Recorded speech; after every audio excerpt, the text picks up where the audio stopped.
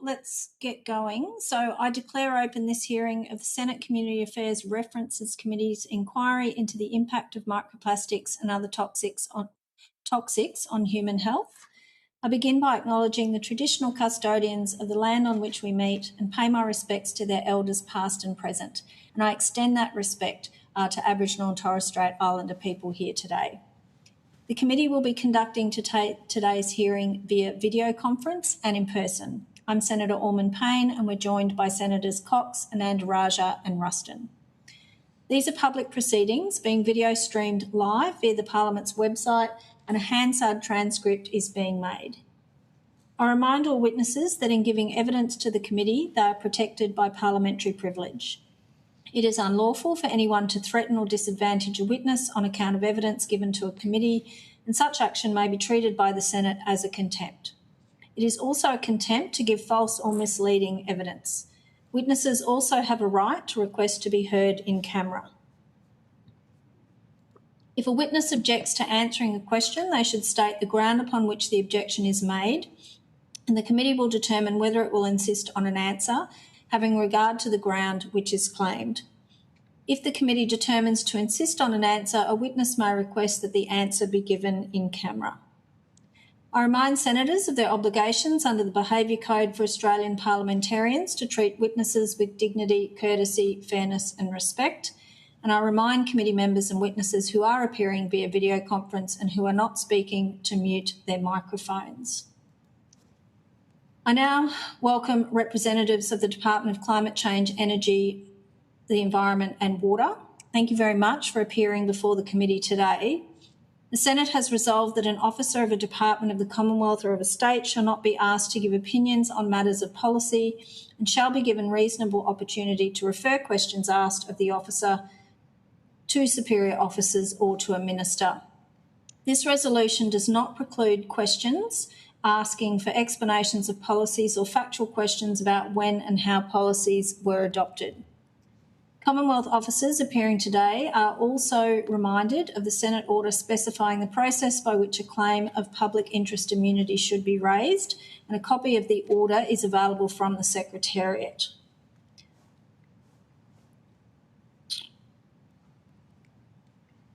I would like to advise that representatives of the media have requested permission to film and take photographs of the committee's proceedings, and the committee has agreed to this. I remind the media that this permission can be revoked at any time, and the media must follow the direction of Secretariat staff. If a witness objects to being filmed or photographed, the committee will consider this request. The media are reminded that they are not able to take images of senators or witnesses' documents or of the audience. Media activity may not occur during suspensions or after the adjournment of proceedings. Copies of Senate Resolution 3 concerning the broadcasting of committee proceedings are available from the Secretariat. I'm now going to invite representatives from the department. Do you wish to make a short opening statement today? No, thank you, Chair.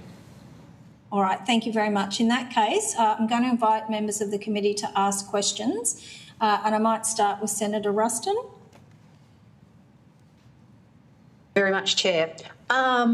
Sorry, I haven't got your names and I can't see from there what they are, so I can't address you by your names.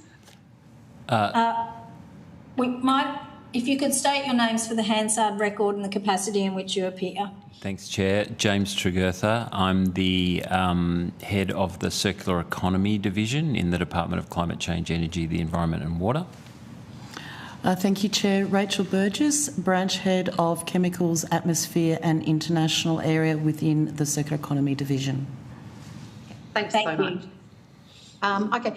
In your correspondence that you provided to the committee, you make it fairly clear that health responsibilities in relation to plastics are firmly the responsibility of the Department of Health. And just wondering,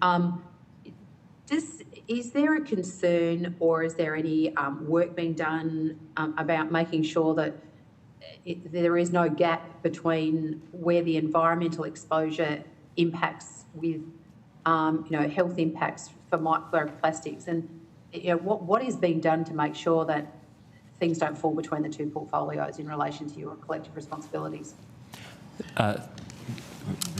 Thank you for the question, Senator. I'd first like to clarify that within our roles and responsibility, we focus on risk management of industrial chemicals, but also to areas of waste policy. What that means is, whilst we don't have a direct role in assessing or managing human health risks when it comes to industrial chemicals, our policies and programs do contribute indirectly to the protection of human health by reducing the exposure of humans to harmful chemicals through the environment. We do that through two mechanisms. The first is that we provide environmental risk assessment advice to the Australian Industrial Chemicals Introduction Scheme. And then, based on the environmental risk advice, the Executive Director under the Industrial Chemicals Act makes a decision as to the risk that that chemical poses. The other way that we do this is through the Industrial Chemicals Environment Management Standard, which sets national standards for managing the risks of industrial chemicals. One of the key pieces of information that we use to inform those national standards is the risk assessment that the Executive Director of ACUS has decided. So in terms of that risk assessment advice, is that risk assessment advice based on the environmental risk? I mean, I'm just trying to understand how, if there was emerging evidence around health risks of a particular substance that was, managed under the industrial chemicals regimes that you operate in, I mean, how would that factor into designing policies from your perspective on, when obviously in this instance, plastics and PFAS? So the risk advice that we provide to the ACUS is the environmental risk. So that includes things such of a chemical. So that includes things such as ecotoxicity, persistence, etc., as you've identified. We then take those finalised risk assessments and apply the Industrial Chemicals Environment Register principles, which then outlines the criteria that an industrial chemical needs to meet to fall within one of the 7 schedules. So I'm just trying to understand how we can make sure we've got how you get a more joined up policy environment, because obviously your environmental policy settings are designed for reducing exposure because of the environmental impacts. But how much is, where does that information go then after you've obviously made the assessment in terms of toxicology, et cetera, of a particular chemical? How is that factored into the health outcomes? Because it seems like you've gone from your submission and the stuff that you're doing with the national, what was it, the Sustainable Committee on Waste under the National Environmental Science Program. You've done a lot of work on these sorts of things from an environmental perspective, but it sort of just trying to work out, where does it go from there? Is there a formalised channel by which your information is provided to the Department of Health to determine the flow and potential human health impacts of what you have assessed?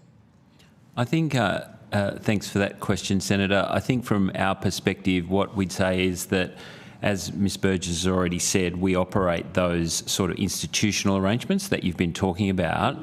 So a couple of things on those. Firstly, because the Australian Industrial Chemicals Introduction Scheme is part of the health portfolio, so that's when we provide risk management advice from an environmental perspective into that organisation, who I believe the committee met with a couple of weeks ago, that then is us providing that information, if you like, into the health portfolio where it can be assessed from a health perspective. So that would be the first thing I'd say.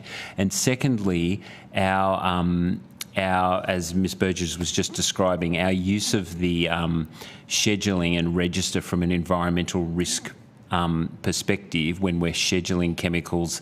One of the reasons that was introduced was sort of to fill a gap between, we already had the poison standard which went to human health, but it was recognised there was that gap in environmental risk and consequences, which was then sort of that gap was plugged by the introduction of that register and scheduling arrangement that we undertake. Once we do that, that information is then available to all parties. We make it available to industry, to the general public, to consumers, and including colleagues across the Commonwealth in relation to what the environmental transmission pathways are of those chemicals that have been assessed under that scheduling arrangement. And so through those two mechanisms, I would say there's a very good transmission of information between our portfolio and the health portfolio. And the last point I'd just make on that is I've seen very close collaboration of my staff with staff from the industrial chemicals introduction scheme, but also health more broadly. So we do keep quite strong arrangements in place. There's a number of interdepartmental committees also that are established when you think about things like managing PFAS. So I'm a member of a number of interdepartmental committees where we also work to ensure that we all have a joined up approach around, well, I guess from our perspective, the environmental impacts of those chemicals, but from my colleagues' perspectives, the impact of those chemicals more broadly in relation to their portfolio responsibilities. Yeah, okay. Your submission focuses fairly heavily on waste reduction and the circular economy.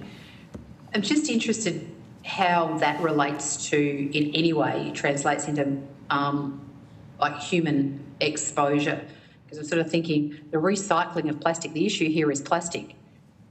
The simple process of recycling sort of does seem to me somewhat in conflict with, the assessment of plastics and exposure to human health. So a couple of points to make on that issue, Senator. I think, so the first is that in designing products for recycling, one of the larger pieces of work being undertaken in relation to the circular economy framework, which was released about a year and a half ago now, is in relation to ensuring that products and resources are designed to stay in circulation for longer, ideally, and are designed in a way that makes them safe as part of that remaining in circulation for longer through the recycling processes that you referred to. So part of thinking of the design of those products, for example, in relation to toxicity and chemicals, would be looking for alternatives, for example, to something like PFAS being in a plastic or embedded within a product or an article, and finding a safer alternative. So by the imposition of a policy that looks at the entirety of the circular framework from design all the way through to recycling and reuse, we also try to think about what the constituent parts are and how we can make that circularity as safe as possible. So there's definitely an angle there in terms of thinking about how we can reduce particularly harmful chemicals, and again, maybe harking back to the scheduling scheme, one of the benefits of that scheduling scheme is understanding what risk category various chemicals fit into, so that when you're looking at the constituent parts of a product or an article that is going through that chain, you can more readily, so the industry, the producer and or the consumer can more readily identify where there may be that risk. So what happens if in the process of this sort of like lifespan of a product, what do you do if you identify as part of that process somewhere along the track that you have a level of concern about its potential harmful impact, whether it is human impact or environmental impact? Do you have is there a mechanism by which you can actually pull that particular product or out of the cycle and reanalyse it for its exposure risk? So one of the key elements of the Industrial Chemicals Environment Management Standard, or ICHEMS for short, is that when a finished good contains chemicals of high concern, so these are either Schedule 6 or Schedule 7 chemicals, the national standards prescribe ways in which those wastes must be managed. In some instances, it articulates that the waste needs to be treated in such a way that the harmful or chemicals of high concern are irreversibly transformed or destroyed.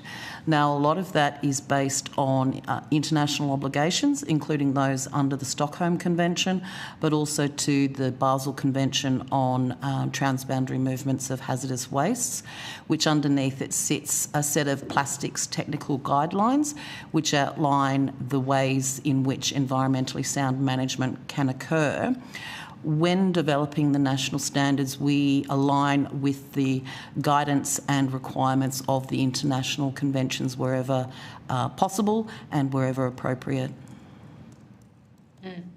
Yeah, I'm still somewhat confused about how, I mean, I get what your job is, but how this is being adequately translated into human health.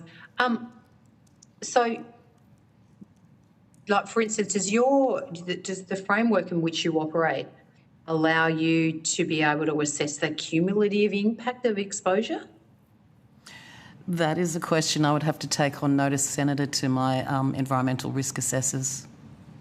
Yeah, because I suppose where I'm heading to is that, often a singular exposure or a time limited exposure, but when we're talking about the cumulative or lifelong exposures, we seem to have very little evidence that's being provided apart from anecdotal evidence about what are the human impacts of exposure over a period of time and where we should be looking to get that information.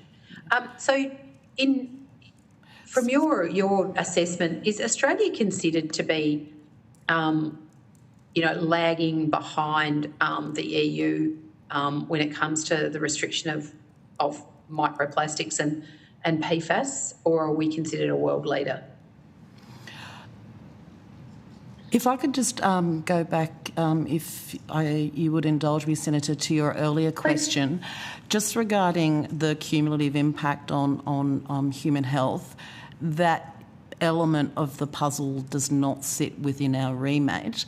However, some of the factors that we consider within our environmental risk assessment that we provide our colleagues at ACUS are properties such as the persistence, bioaccumulation and toxicity of chemicals. So that is sort of going to that environmental risk component. Yeah. So you're talking about the persistence of the toxicity, but you're only measuring that from an environmental standpoint as opposed to a human standpoint, though. Correct. Yeah, okay. So in terms of does Australia still assess chemicals individually? Under the ICHEMS, we do take a group approach. So wherever a chemical has a particular similarity in physical properties, we will tend to group that, noting that the characteristics are likely to be the same and therefore the environmental risk, exposure, etc. An example of that would be 3 of the PFAS that we've scheduled under the ICHEMS on Schedule 7. So this is for prohibition. At the top level, it calls out 3 PFAS, but underneath that, there's over 500 individual substances that have similar chemical properties. So we do group them where it is appropriate to do so.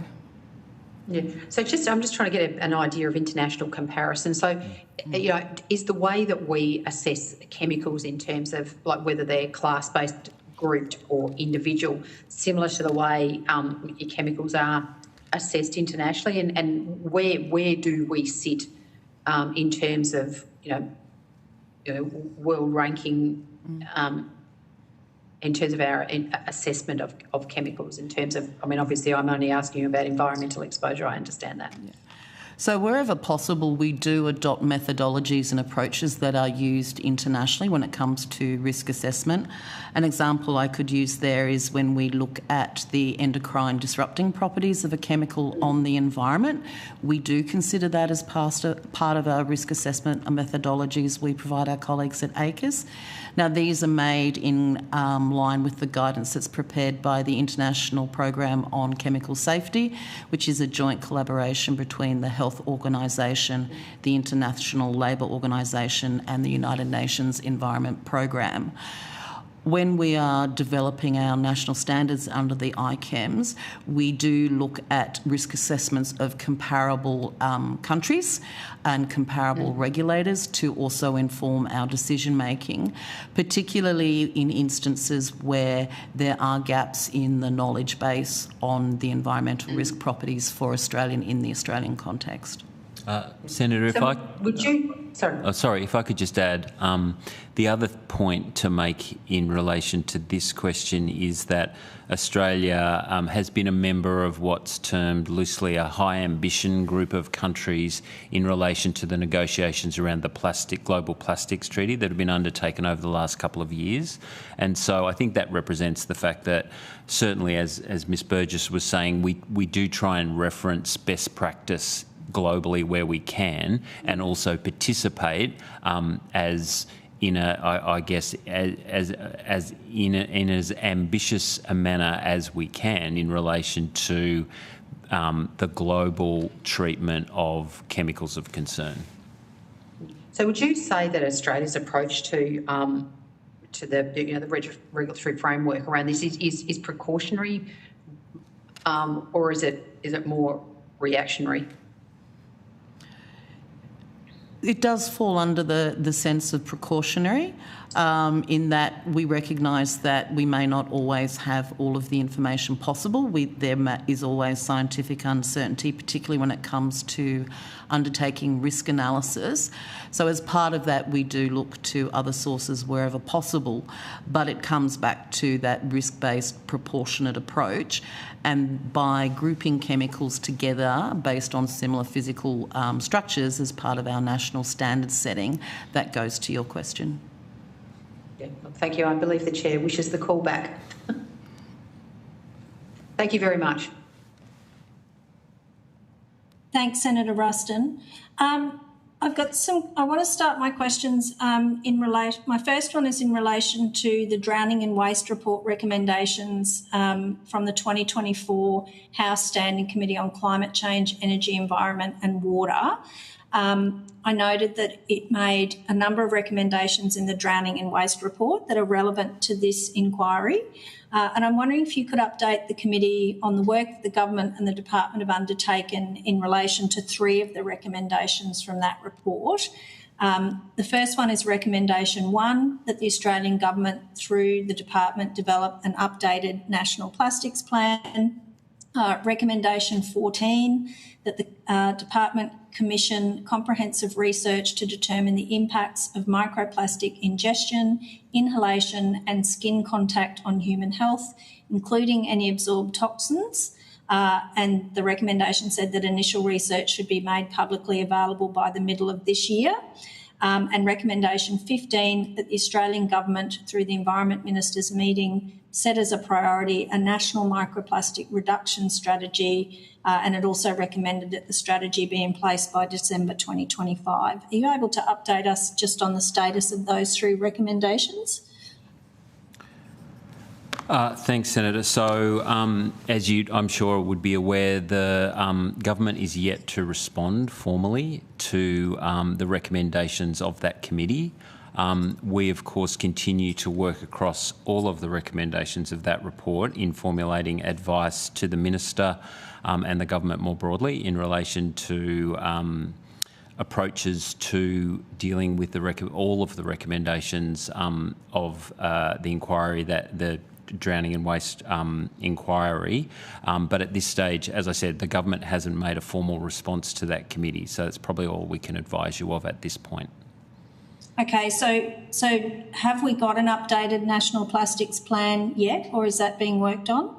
Well, Senator, as I said, the government hasn't accepted the recommendation of that committee yet. We haven't, as I said, until the government responds to the recommendations of the committee, the department continues to provide advice to the Minister and the government in relation to that, but I can't give you advice as to exactly what happens in relation to the individual recommendations. Okay. The 2021 National Plastics Plan states that the government will work with industry to phase in microfiber filters on all washing machines sold in Australia by 2030. Are you able to tell me about any work that the department has undertaken regarding this addition to Australian washing machines? I don't have the detail in front of me. I do know that washing machine technology has been improving, and I do know that we have been engaging with industry, but I'd have to take the detail of that question on notice. I'm sorry, Senator. All right, well, if you could take that on notice, Certainly. that'd be really helpful. How are microplastics currently prioritised within the current National Plastics Plan? And are there plans to expand this to include environmental emissions? Sorry, Senator, when you say environmental emissions, what do you mean by? For example, wear on tyres? Oh, I see. So transmission into the environment, yep. So certainly, as Ms Burgess was saying earlier, our regulatory and policy responsibilities go precisely to the issues around the impacts of waste on the environment, including chemicals and microplastics. And so broadly our responsibilities incorporate transmission of toxins through the environment and the institutional arrangements that Ms Burgess was talking about before in relation to how those chemicals are transmitted and the seriousness of the risks that they pose in terms of that scheduling process. Those considerations would certainly be picked up through those processes. So in terms of those processes, what level of priority, I guess, is there currently for microplastics in the context of the broader plan? So I think it would be fair to say, Senator, that noting that microplastics are typically a degradation byproduct, the focus is on those broader materials from which microplastics may be released. So, for example, as you mentioned, tyres, but also synthetic turf is another example. In terms of work that we're doing there, we have funded, or the department has supported through the National Environment Science Program, an $855,000 project through the Sustainable Communities and Waste Hub, which is led by the University of New South Wales. This work that focuses specifically on microplastics is looking into things such as how the microplastics are released from synthetic turf and then what are potential management pathways. And similarly for tyres and road wear particles, understanding the sources, the pathways and what mitigation approaches can be developed. Whilst that work is still ongoing, already it has contributed to a new ISO standard for Australia for measuring microplastics in the environment, which goes to the strengthening of monitoring and comparability, which the ability to monitor and measure is key in this challenge, in that you can't address what you don't know, and taking that first step to improve that measurement and monitoring goes a long way. Thanks, Ms Burgess. The EU Euro 7 regulation introduces the first ever limits on tyre wear particle emissions, targeting microplastic pollution from tyres. It mandates testing for tyre abrasion, setting maximum particle emissions thresholds for tyres sold in Europe to combat non-exhaust emissions. Given Euro 7 introduces limits on tyre abrasions, what steps is Australia taking to develop equivalent standards for tyre-derived microplastics? So to go to that question, Senator, I'd be able to share with you that you may be aware of the Australian Government accredited Tyre Stewardship Australia industry-led voluntary product stewardship scheme. This scheme supports the collection and recycling of used tyres by promoting the development of viable markets for tyre-derived products such as chrome rubber, etc. But of most relevance here in 2024, Tyre Stewardship Australia collaborated with the CSIRO on a study to explore global influences on the tyre industry. Now, this study has helped improve our understanding of evolving regulations and innovations relating to tyres design, their chemical composition, prevention and the actions toward mitigation of tyre wear that can lead to microplastics. So this is a piece of work that this industry-led body is working with the CSIRO. So that goes to, I guess, to the recycling of tyres, but in terms of tyre manufacture themselves and these abrasion standards, given that Euro 7 is now introducing a limit or a standard around that tyre abrasion, are there any key barriers preventing Australia from regulating tyre wear emissions as is happening under Euro 7? So as I understand it, Senator, that is what this work with CSIRO is looking into, including that tyre design and their chemical position, so going not just to the recycling piece but actual to the initial design. And that would then go to understanding how appropriate the Euro 7 standard may be for the Australian context, which is always a key consideration when looking internationally to adopt standards and regulation. Okay, thank you. What role does the department play in establishing a national environmental monitoring framework for microplastics across water, soil and air? Senator, so we have policy responsibility for land contamination, air quality and certainly water as well, as you're aware. So certainly each of those domains are policy concerns of the department, and we have a range of programs and policies, including things like water standards, things like the waste and recycling policy prescriptions that are part of the division that I run in the department. So across all of those domains, we clearly look to introduce and provide policy advice to government and implement regulatory and or other programmatic approaches and also liaise with states and territories in relation to doing that. So I'd say our role is very much across all three of those domains in terms of what the policy prescriptions might be.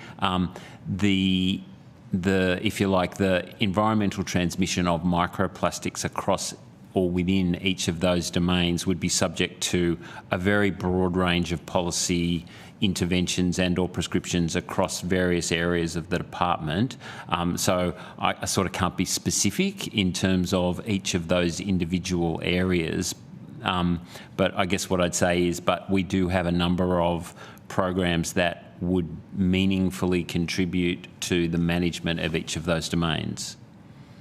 Could I maybe take on notice, Mr Togurtha, information about what policy levers are available to the department that could be used to address microplastic pollution in the absence of an EU REACH-style framework? Is that possible? Well, I'd be happy to take that on notice, Senator. Thank you. And I'd also be interested to know to what extent can existing mechanisms under the EPBC Act of 1999 be applied to microplastic pollution in Australia? Well, I can add that into taking it on notice. Happy to do that. Yeah, great. Thank you. What steps is the department taking to coordinate with states and territories to ensure a consistent approach to microplastics pollution in the absence of a unified regulatory framework? So I think the primary mechanism, Senator, for that type of coordination is the Environment Ministers' meeting, of which there was one a week and a half ago. So usually they happen every 6 months or so, and that there is an infrastructure around managing those meetings. States and territories and the Commonwealth are all able to put items on the agenda for those ministers, those joint ministerial meetings, which go to the coordination of work. And certainly, if you look across the communiques of those meetings over the last number of years, there is a very clear theme across states and territories in relation to circular economy and waste management issues broadly of seeking harmonisation, regulatory consistency across a number of domains. So certainly that's the forum through which harmonisation and consistent application of regulatory principles would be pursued with our state and territory colleagues. And certainly it is an item which is regularly considered by ministers through that forum. And has microplastics specifically been on the agenda of any of those forums, say, in the last 12 to 24 months? I just have to probably take it on notice, Senator, to review the papers from each of those meetings. It wasn't a specific agenda item at the last meeting, but that's not to say it hasn't been in the recent past. All right, if you don't mind taking that on notice, that'd be helpful. What aspects of EU's REACH has the department identified are most relevant or has most relevancy to Australia's environmental management responsibilities as it relates to microplastics and other toxins? Is that something to which the department has referred or is looking at? Senator, as Ms Burgess was saying earlier, we're a signatory to a number of global agreements in relation to chemicals which would have relevance to the issue of microplastics, including the Stockholm Convention, the Basel Convention, among others. I think that the degree to which the EU does its policy work and introduces regulation or guidelines would be something we would be aware of and certainly consider. But when we are providing advice to government and supporting the government to, again, make programmatic or regulatory decisions, we would very much bear the Australian context in mind. So I guess what I would say is our work would be informed by what is happening not just in the EU, but in a number of other countries, particularly those countries that are, if you like, at the head of the pack, for want of a better term, in relation to managing waste issues, including microplastics and toxic chemicals. So we would have regard to all of those areas, but certainly we would provide advice from our perspective in the context of the particularities of the application of policy, program or regulation in the Australian context. All right, thank you. Speaking of ministers' meetings, I note that at the 10 December 2024 Environment Ministers' meeting, they agreed to the National Roadmap Harmonising Action on Problematic and Unnecessary Plastics. The communique from that meeting noted that the Commonwealth would consult with governments and industry in early 2025 on packaging design guidance from the National Design Standards Working Group. Are you able to update us on where that particular initiative is at? So yes, Senator, we did undertake that consultation. There's a summary of that consultation on the department's website. And again, we are drawing on that consultation to continue to inform our advice to government. Thank you very much. And I just have one final question before I pass on the call. And forgive me if you answered this in part for Senator Ruster's questions, but just for completeness. Are you able to provide an update on the work that the department's undertaking in response to the recommendations made by the Senate Select Committee on PFAS in its final report? So thank you, Senator. So at this stage, the government is still considering the recommendations. As you are probably aware, it was a very significant report, 79 recommendations. So government is currently working through that. All right, thank you. I'm going to pass on the call to Senator Cox. Thank you, Chair. Thank you for appearing today to both of you. Can you possibly provide to the committee what are the most critical evidence gaps that currently limit policy and any regulatory action from the department's point of view on microplastics? I think, as always, when developing national standards on industrial chemicals, there are often gaps in the understanding. Often to risk assessments, there may not be a risk assessment for Australia. We take that precautionary approach and either group based on the physical characteristics of the chemical or look to our comparable international regulators for risk assessment advice and work that they have already done. I think, Senator, if I can just add, as you'd be well aware, there's a vast number of constituent chemicals in those products and articles, and that is constantly being updated and changed as well. So certainly, I think from our perspective, we try, and as Ms Burgess was saying, take a risk management approach and address those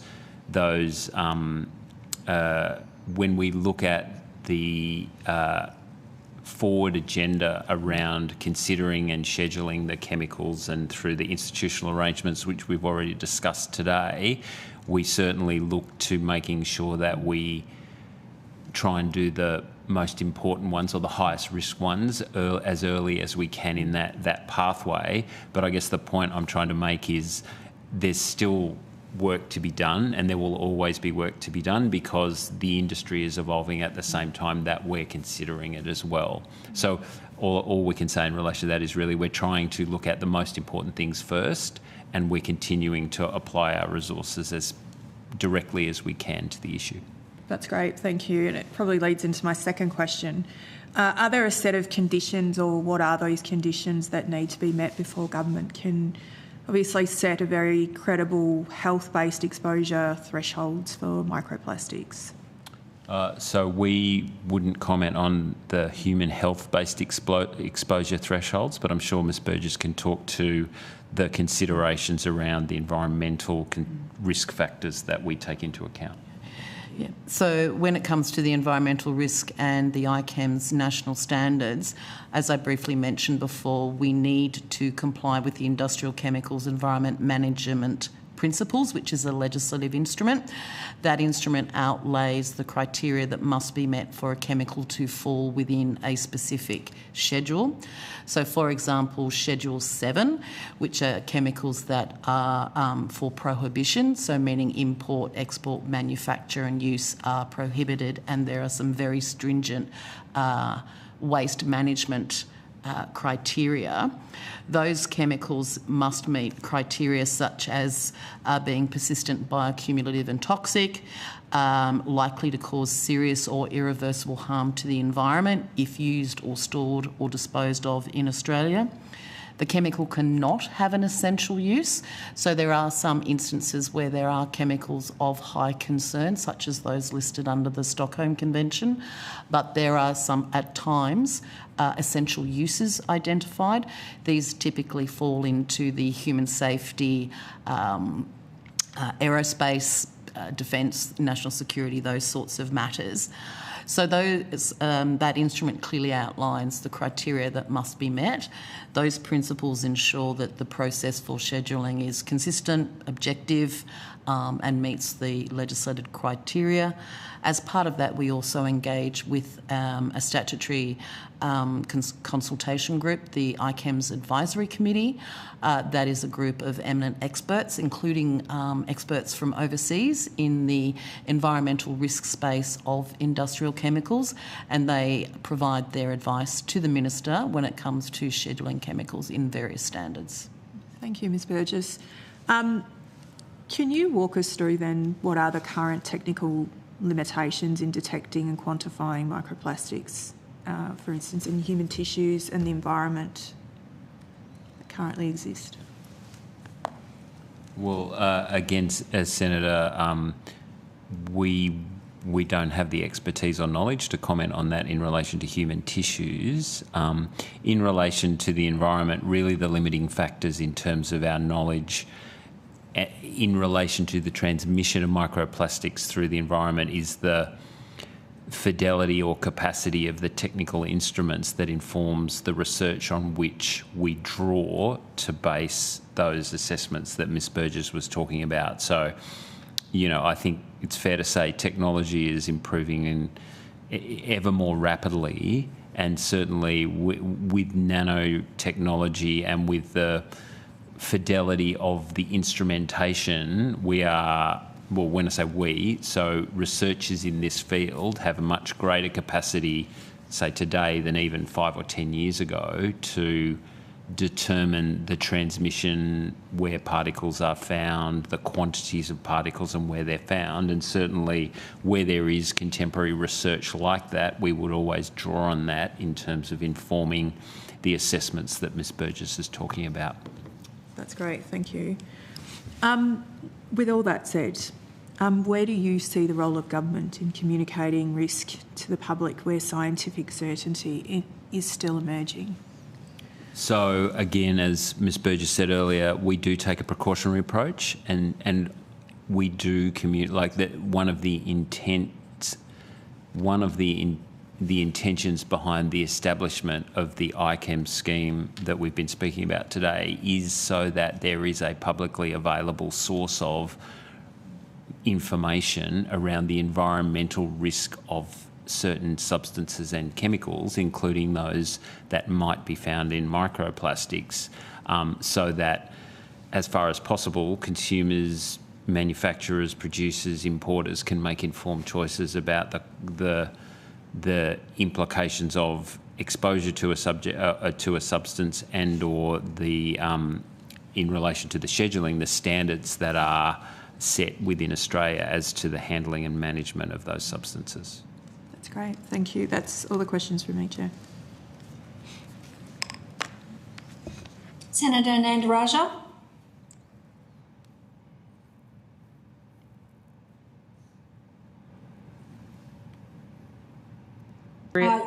You're still on mute. Can now. Okay, wonderful. Thank you. With regards to the research that is being undertaken by UNSW, I'm just curious as to why we are replicating this research when it's already been done and led to regulatory change in the EU with respect to the Euro 7 standard. So if I could go back to the element of the Australian context, and so we always seek to understand fully the relevance and applicability of work that has been done internationally before taking any form of regulatory decisions. So this work is leading to that. If I use a classic example, something like the nullable plane does not exist in Europe. Understanding the impact of tyre wear in that sort of context. We also know, for example, that for Australia, the use of off-road tyres is much higher than that within the European Union. So this work is intended to understand. Now, the answer may very well be that the EU standard is perfectly fine to plug and play, but the answer may also be it is not. So that is the purpose for the work. I'm not sure that I actually accept that explanation. I'm sorry. I just think this is somewhat of a waste of resourcing, to be honest, and research activity. I do accept that the Euro 7 standard is going to drive a change in tyre manufacturing, right? And so I guess my question is, these tyres are going to change. So what exactly are we testing here in this lab that you've funded? Are they testing the new tyres that are coming out from manufacturers, or are they looking at the legacy products that we're using here in Australia? Because the EU will drive the market to change, to shift. In terms of those specifics, Senator, I'd have to take that on notice. Okay, that would be great. Look, I think the bottom line here is that there are clearly regulatory gaps in our framework. But the bottom line is we've got to reduce the inflow of plastic. We've got to reduce the use of plastic globally, but also its inflow into Australia. And I just wanted to return to this high ambition coalition of countries that we are part of. Now, the global treaty didn't get over, but what sort of activity is happening internationally to address plastic production and pollution? Well, so Senator, just in relation to the Global Plastics Treaty, whilst the treaty didn't get up at the vote last year, certainly that doesn't mean it's the end of the process. That forum met again in February of this year to elect a new chair. We understand the new chair is currently working with the Secretariat to think about or to put in place the relevant program of work to continue the work of that particular forum in relation to proceeding forward with work around a global plastics agreement. Now, we will participate in that as part of the international community, as we have been to date. We will continue to represent Australia's interests in that forum. So there is still a key international forum there. The other point that I'd make more broadly, which is one that Ms Burgess and I have both spoken about today, is that a number of other international agreements to which Australia is a party and to which we participate in consistently go to the constituent parts of plastics. So, for example, the Stockholm Convention, the Basel Convention and others, where those conventions have application to chemicals or to hazards that are relevant in relation to plastic goods, then certainly we take those into account in relation to Australia's policy and regulatory responsibilities and how we manage risk more broadly in relation to those factors. So that's how we're participating in the international community at the moment. If I could... Yes, sorry, go on. So if I could just add, Senator, as well as continuing to engage with the High Ambition Coalition and the Intergovernmental Negotiating Committee processes, the Department is working with the Department of Foreign Affairs and Trade and supporting the work on the dialogue on plastic pollution, which sits under the World Trade Organisation. This is really looking at coordinated action to improve the environmental sustainability of plastics through trade measures, and of particular relevance looking at how transparency can assist in informing those trade measures and levers that can be pulled. So we're also continuing to progress those sorts of activities as well as the treaty negotiations. Can you talk us through what activity the department is engaging in fostering greater research and development and innovation into bioplastics or plastic alternatives that are biodegradable and sustainable?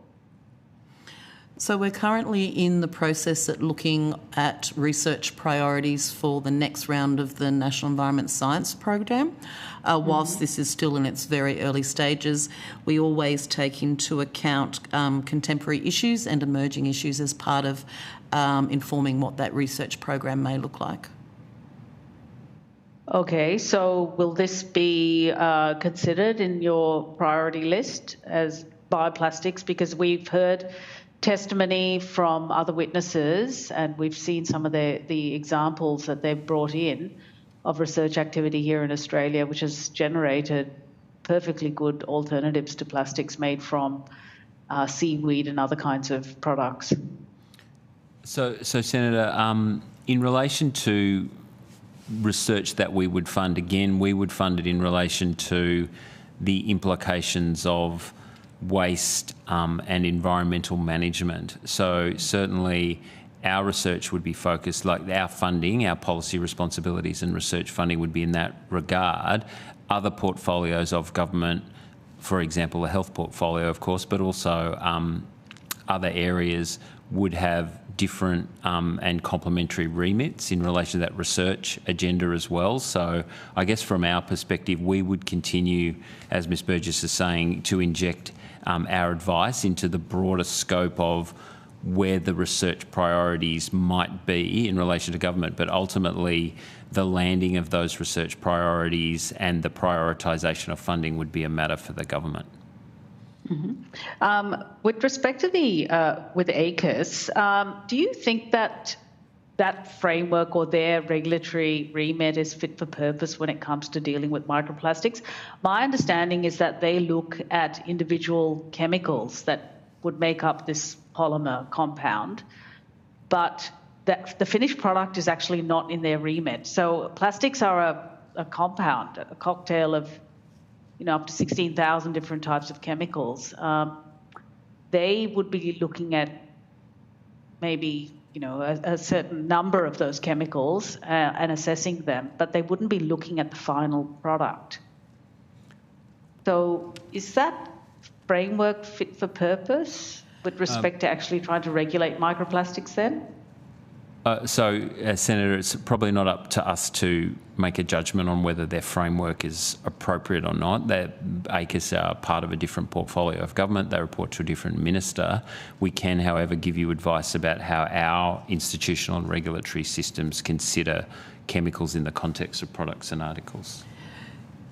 So going to that point and again coming back to the ICAM's national standards, Where the chemicals contained within a finished good fall into Schedule 6 or 7, that chemical is either severely restricted or prohibited, irrespective of the finished good. So whether it's plastic, whether it's textile, whether it's rubber, the standards are finished good agnostic. It applies to the substance.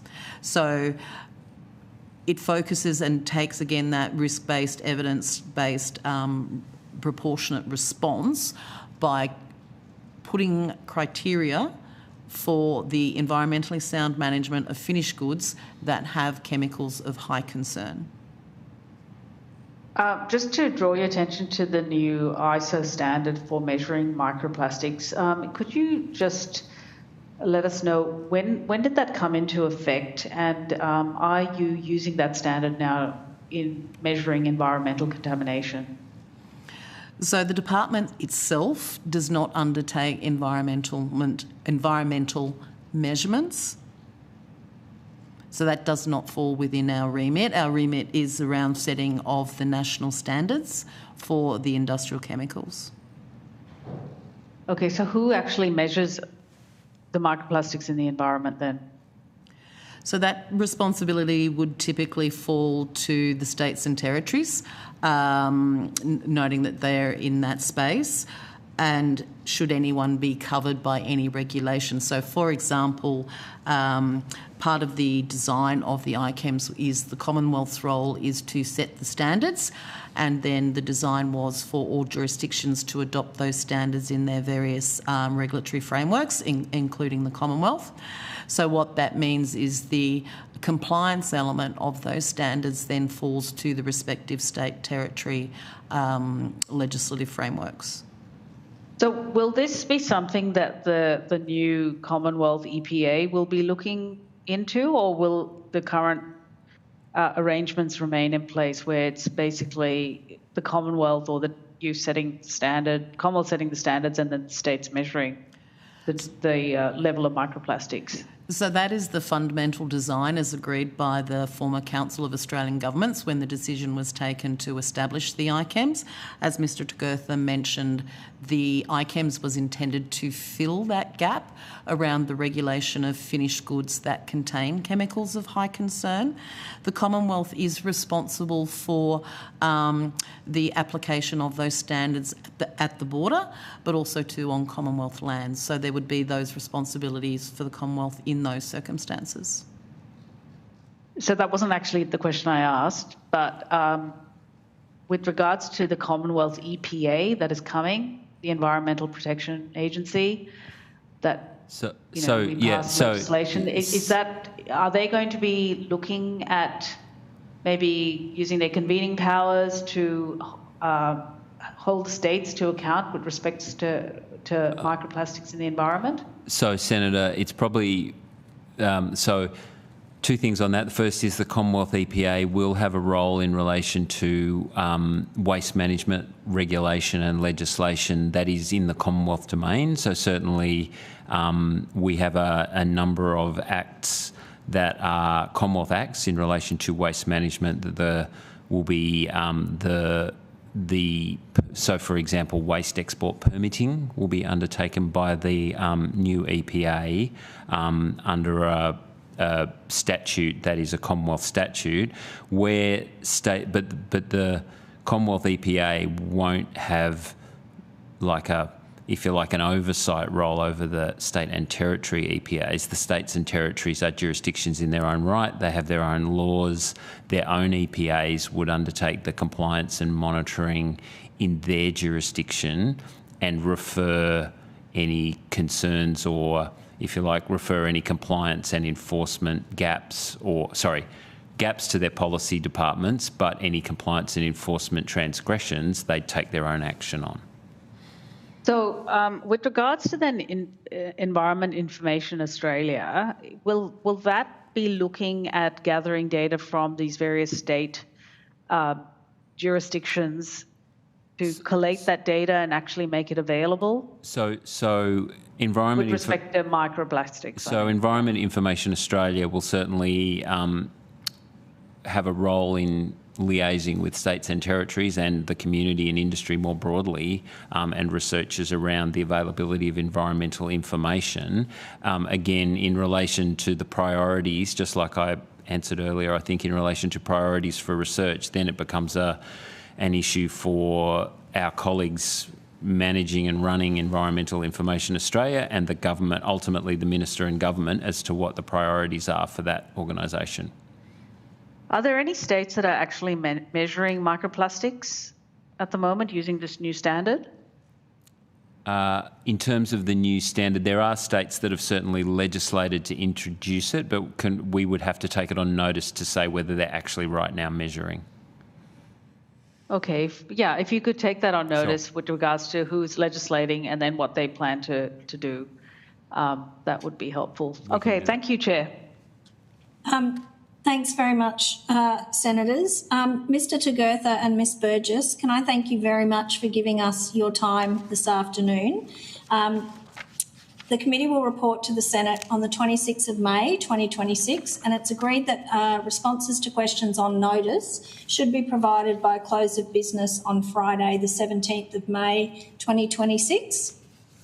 That concludes today's hearing. Thank you to all witnesses who appeared and to Hansard Broadcasting and the Secretariat for their assistance, and the committee stands adjourned.